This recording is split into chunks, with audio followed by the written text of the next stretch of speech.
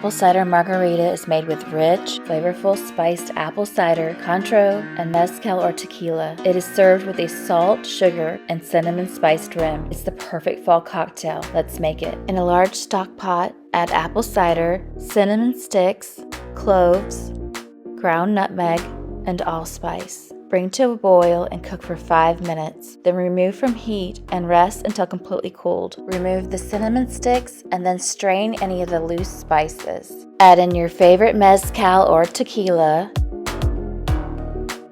Add Cointreau. Then give it a good stir. For the rim, mix margarita salt, cinnamon, and sugar.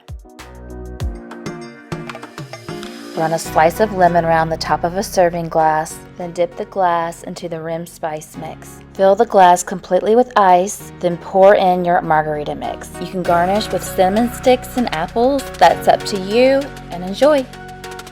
For full recipe and cooking tips, visit aforkstail.com.